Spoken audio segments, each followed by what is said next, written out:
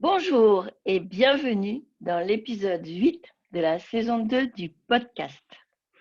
Je suis Hélène Frébourg, je suis malade de la fibromyalgie depuis plus de 25 ans et j'explore chaque jour comment mieux vivre avec cette maladie chronique.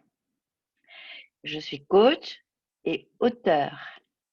Je suis la créatrice de ce podcast, Mieux vivre avec la fibromyalgie, mieux vivre avec la maladie chronique. Et je partage mon expérience de malade qui vit mieux avec la fibromyalgie. Et puis avec mes compétences de coach, je t'accompagne sur ton chemin pour que tu trouves tes solutions.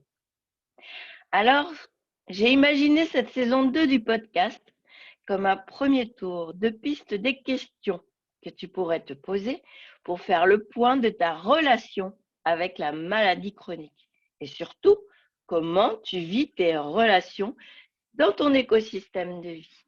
Car vraiment, la première clé, c'est déjà de comprendre qu'on construit soi-même son écosystème de vie avec les choix qu'on fait, les petits comme les grands. Et avec la maladie chronique, on part pour un long parcours avec des contraintes. Alors autant commencer par se donner les moyens de s'adapter. Alors justement, pour éclairer ton chemin de résilience. Dans l'épisode 2, j'ai commencé par mettre le focus sur la qualité de la relation avec les soignants et j'avais invité Virginie, ma super kiné. Puis avec 4 épisodes, on a fait le tour des 4 actions fondamentales de la vie. Dans l'épisode 3, manger. Dans l'épisode 4, marcher. Dans l'épisode 5, dormir. Et dans l'épisode 6, travailler. Et puis ensuite, dans l'épisode 7, on a évoqué les maladies en frontières. Et surtout, on a fait un focus sur le burn-out et la théorie polyvagale avec Sandra Boré d'Effervescence. Voilà, donc ça, c'est fait. On a déjà fait le tour de 7 sujets essentiels et tu as pu collecter des clés concrètes pour observer ta vie et te poser des questions sur ton écosystème de vie. Alors maintenant, nous allons ouvrir une nouvelle série de 3 épisodes avec les relations. Parce que, justement, un écosystème de vie, c'est d'abord un système de relations.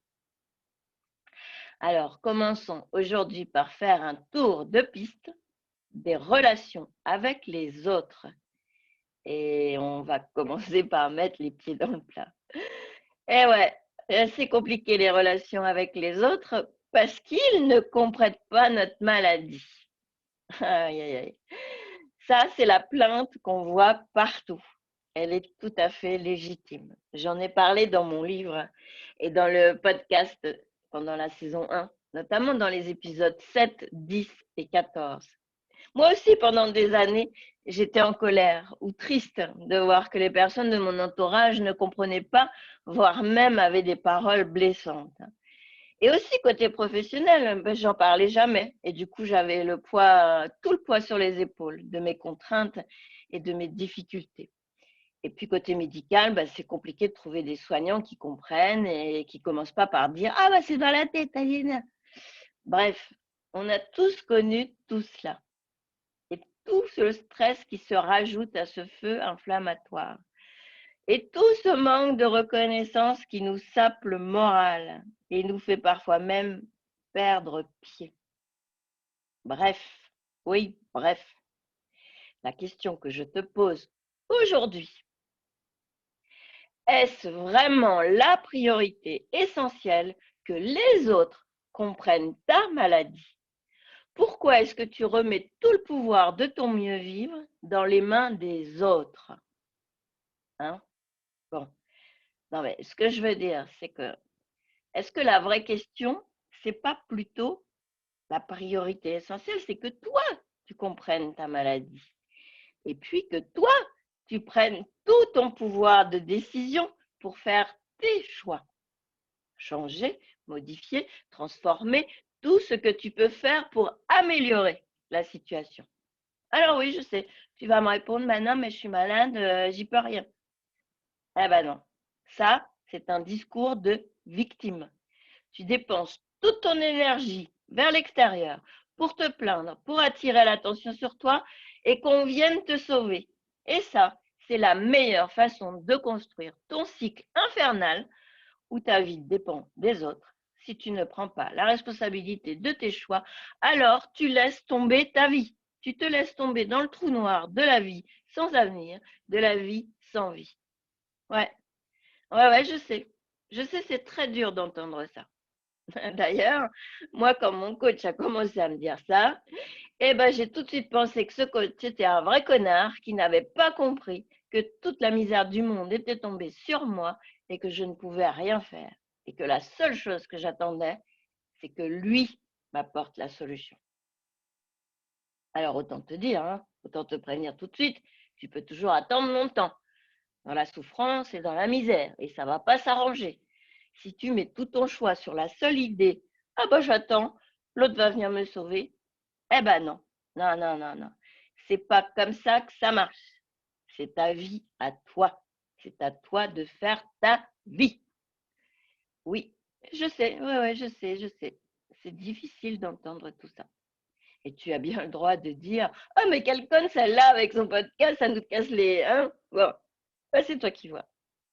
Moi, en tous les cas, depuis que j'ai compris ça, en 2017, donc tu vois, il n'y a pas si longtemps, j'ai été diagnostiquée en fibromyalgie en 2002. Alors ça veut dire que pendant 15 ans, j'ai été dans l'énergie du combat contre la maladie. Ça veut dire le combat contre moi. Et j'ai attendu que les solutions viennent de l'extérieur, mes employeurs, mes médecins, mes clients, mes proches. Eh bien, autant te dire que la spirale infernale tournait à pleine vitesse dans le négatif. Et j'ai fini par faire un burn-out en 2014-16, j'en ai parlé dans l'épisode 7. Et puis avec ce coach en 2017, où j'ai tout mis à plat, j'ai eu l'impression que je déposais les armes, que je faisais enfin le choix d'accepter que j'étais malade chronique. Eh ouais, 15 ans après le diagnostic, il fallait peut-être intégrer quand même 15 ans de lutte. Et là, ça a changé ma vie. J'ai fait un gros ménage dans ma vie et justement sur la relation avec les autres, puisque c'est le sujet du jour. Si, si. Eh bien oui, c'est simple. Quand tu fais le choix d'intégrer ta maladie et de faire le choix de choisir ce que tu veux faire de ta vie, eh bien voilà, moi, j'ai découvert que j'avais beaucoup de relations toxiques, tout un système de dépendance, d'échanges pas fructueux, mais lourds, pénibles. Allez, zou, du ménage. C'est pas la faute des autres, hein, attention. C'est moi, c'est toi, c'est moi qui avait laissé décider les autres pour moi et m'envahir, me manquer de respect, etc. Hein, j'insiste, hein, faut pas résumer en disant les autres sont des cons. Hein. C'est très à la mode actuellement. C'est la faute à Macron. Hein. Bon. Le point qui retourne toute ta relation avec les autres, c'est comment tu intègres ta maladie dans ta vie. Et crois-moi, ça change tout. Et si tu te dis là tout de suite, bah oui, mais bon, comment on fait? Bah moi, clairement, c'est le coaching qui m'a retourné la situation et remis dans une spirale positive. Ce coach en 2017. Puis ensuite, j'ai décidé d'être coach pour partager justement. Quand j'ai eu compris, je me suis dit, bah merde alors, il faut que les autres elles comprennent aussi. Il faut que je les aide, il faut que j'accompagne.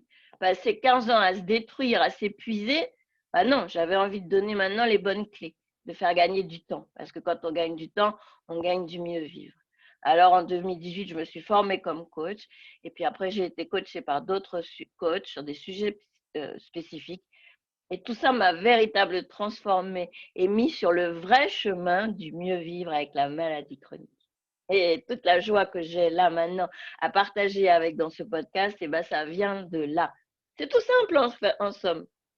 Depuis ce jour de 2017 où j'ai décidé d'arrêter de me prendre pour Jeanne d'Arc et de batailler avec tout le monde, d'abord avec moi, eh ben crois-moi, ça va beaucoup mieux pour moi.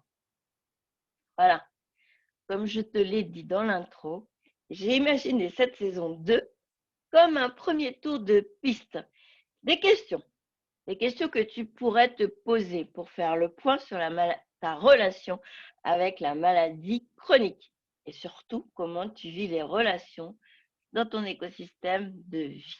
Et je répète, Encore et encore, c'est tellement fondamental. La première clé, c'est déjà de comprendre qu'on construit soi-même son écosystème de vie avec les choix qu'on fait. Les petits, les tout petits, comme les grands. Et le gros truc à intégrer, c'est qu'avec la maladie chronique, on joue sur le long terme, la chronicité. On ne va pas mourir de notre maladie. Ça, c'est plutôt super. Mais le truc super compliqué, mais fondamental, eh ben, c'est de bien comprendre qu'on part pour un long parcours avec des contraintes. Et il va falloir vivre avec la maladie chronique. Alors autant commencer par se donner les moyens de s'adapter et de tout faire pour améliorer tout ce qu'on peut améliorer, modifier, changer, transformer. Et ouais, voilà pourquoi tout mon propos repose là-dessus.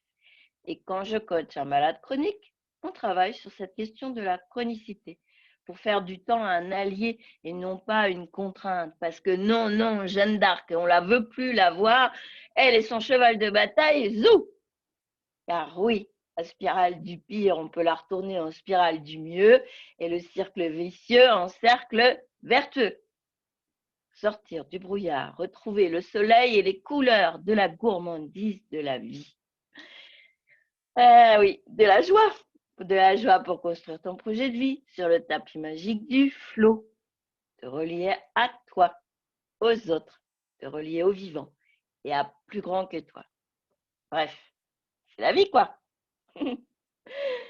Bon, alors là, le mot de la fin pour cet épisode de la saison 2. Oui, toi, et toi, que fais-tu pour mieux vivre avec la fibromyalgie, mieux vivre avec la maladie chronique? Comment je pourrais t'accompagner encore mieux? Tu peux consulter mon site roulemapoule.network. Tu trouveras pas mal d'informations complémentaires et aussi mes offres de coaching. Et justement, voilà une info en avant-première. En septembre, j'ouvre 5 créneaux de coaching et de mentorat, dont 3 en coaching solidaire. Alors profites-en. Si tu veux prendre un rendez-vous pour une séance gratuite de coaching, pour qu'on fasse un premier point et voir comment je peux t'accompagner sur ton chemin de résilience, pour que tu vois comment améliorer, changer, transformer ton écosystème de vie pour aller mieux. Eh bien, vas-y voir. Vas-y voir sur mon site roulemapoule.network. Allez, viens, accroche ton casque et on part ensemble.